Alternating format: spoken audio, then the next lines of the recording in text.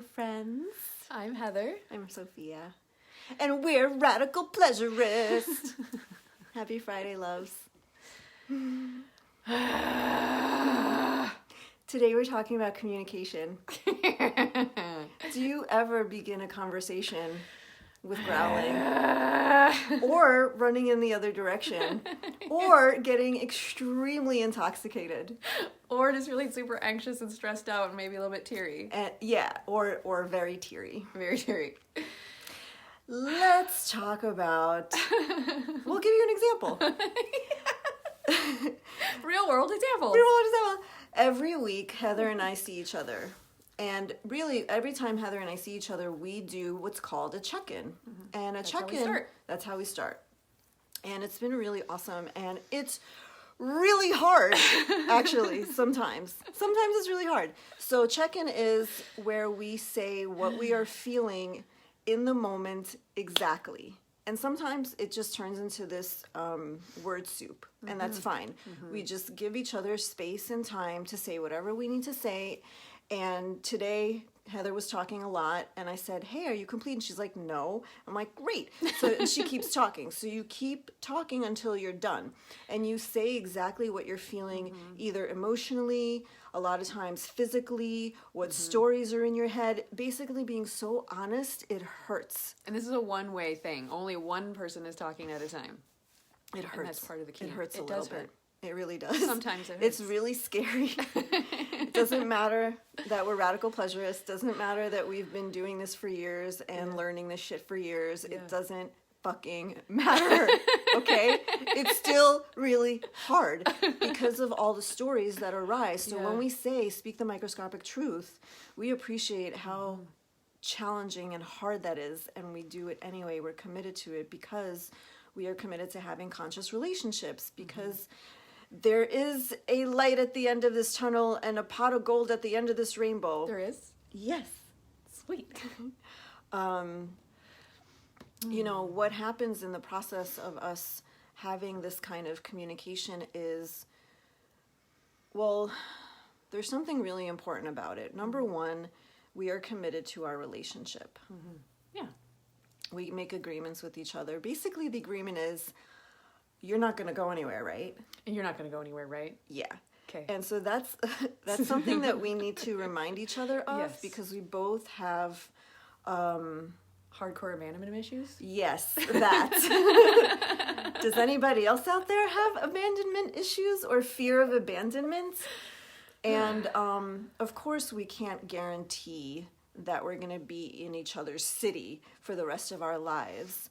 That's not what we're talking about. We have a partnership. We have a business partnership. We have a deep friendship.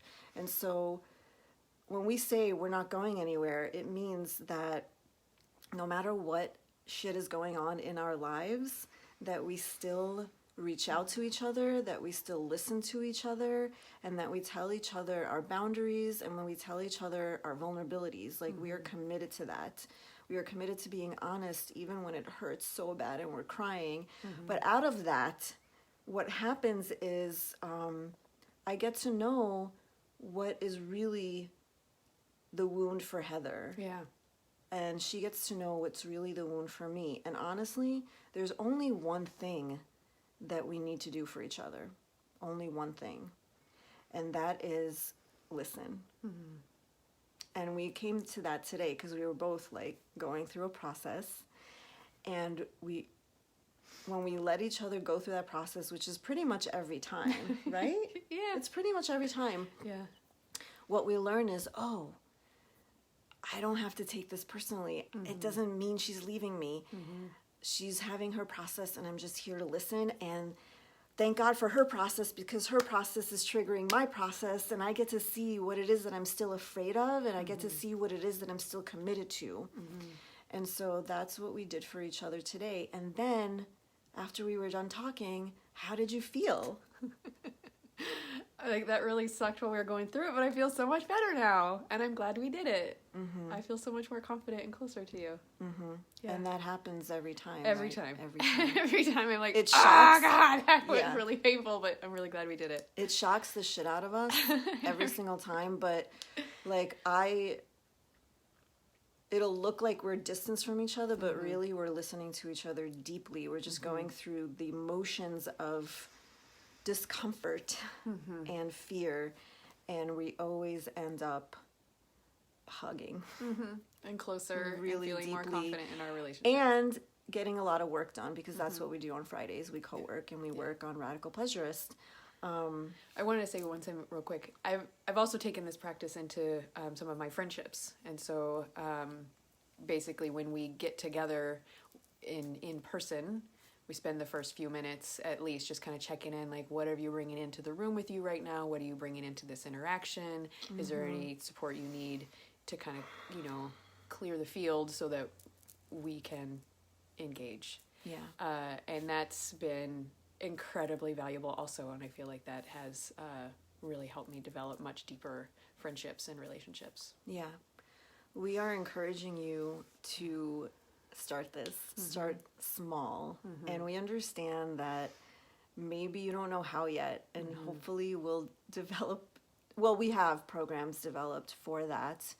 Right now, one-on-one with me, and we're in the process of developing and creating programs that can reach people all over the world, women to start all over the world. So stay on this journey with us. We'll let you know how. For now, download the DIY guide. We'll send you the link right below this video, and stay open, be honest. We know it's challenging, and do it anyway. And we love you. Love you. Let us know what you think. Bye. Bye.